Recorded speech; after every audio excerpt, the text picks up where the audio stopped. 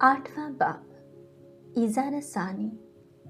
उसी दिन यरूशलेम की कलीसिया के खिलाफ सख्त ईज़ा रसानी बर्पा हुई और रसूलों के सिवा वो सब यहूदिया और सामरिया के इलाकों में परागंदा हुए और दीनदार मर्दों ने स्तिफनुस को दफन किया और उस पर बड़ा मातम किया। और शाऊल कलीसिया को तबाह करता रहा।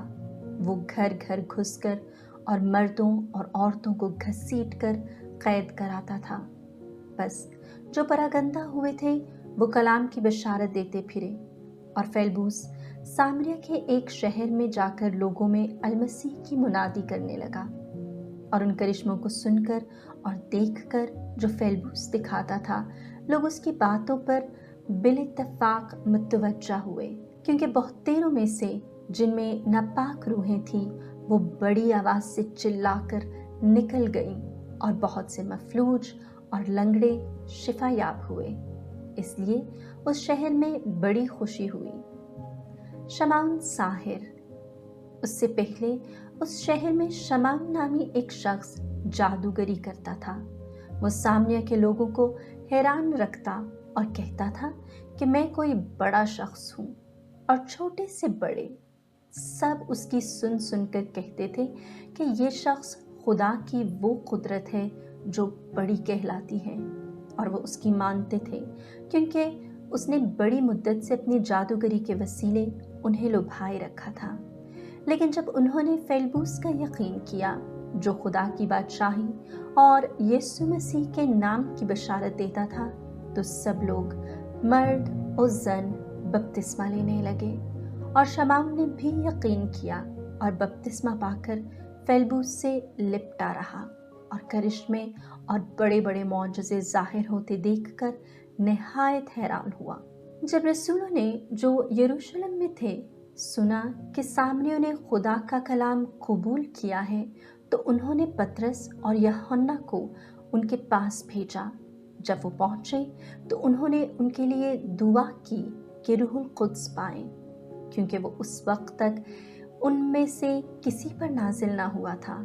लेकिन उन्होंने सिर्फ खुदावंद यीशु के नाम पर बपतिस्मा पाया था। तब उन्होंने उन पर हाथ रखे और उन्होंने रूहुल कुद्स पाया। जब शमाउन ने देखा कि रसूलों के हाथ रखने से रूहुल कुद्स मिलता है, तो उनके पास रुपए लाकर कहा कि ये इख्तियार मुझे भी दो कि जिस पर मैं हाथ रखूं वो रूहुल कुद्स पाए। पतरस ने उससे कहा, तेरे रुपए तेरे साथ बर्बाद हों, क्योंकि तूने ख्याल किया कि खुदा की बख्शिश रुपयों से हासिल होती है। इस अमर में तेरा ना हिस्सा ना बखरा, क्योंकि तेरा दिल खुदा के आगे सीधा नहीं। बस तो अपनी इस शरारत से तौबा कर और खुदा से मिन्नत कर कि शायद तेरे दिल का ये ख्याल माफ़ किया जाए, इसलिए कि मैं देखता हूँ कि तू पित्त की कड़वाहट और बदी के बन में गिरफ्तार है। तब शमाउन ने जवाब में कहा, तुम मेरे लिए खुदावंद से दुआ करो कि जो बातें तुमने कही उनमें से कोई मुझ पर ना आए।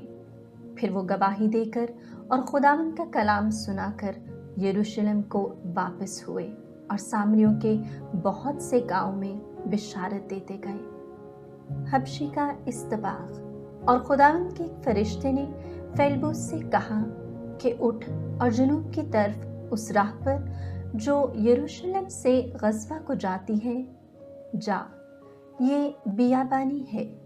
वो उठकर रवाना हुआ और देखो, एक हबशी ख्वाजा सरा जो हबशियों की मलका कंदा का मौज़िज़ था और उसके तमाम खजाने का मुख्तार था और यरूशलेम में इबादत के लिए आया था, वो अब वापस जा रहा था।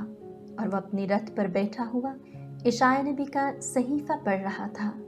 बस रूह ने फेलबूस से कहा कि नज़दीक जा और उस रथ के साथ हो ले। और फेलबूस ने उसकी तरफ दौड़कर उसे इशाया नबी का सहीफा पढ़ते सुना और कहा कि जो तू पढ़ता है उसे समझता भी है। उसने कहा, ये मुझसे क्यों कर हो सकता है कि जब तक मेरा कोई हादी ना हो। फिर उसने फेलबूस से दरख्वास्त की कि मेरे साथ सवार होकर बैठ और नविश्ता का मुकाम जो वो पढ़ रहा था ये था: वो भेड़ की तरह ज़बा होने को ले जाया गया, और बर्रे की मानिंद जो बाल कतरने वाले के आगे खामोश होता है, उसी तरह उसने अपना मुंह ना खोला। वो पस्त हाली में इंसाफ से महरूम रहा। कौन उसकी पुश्त का हाल बयान करेगा, क्योंकि उसकी ज़िंदगी ज़मीन पर से मिटा ही जाएगी। ख्वाजा सरा ने फिलबूस से मुखातिब होकर कहा कि मैं तेरी मिन्नत करता हूँ, मुझे बता, नबी ये किसके हक़ में कहता है, क्या अपने या किसी और के?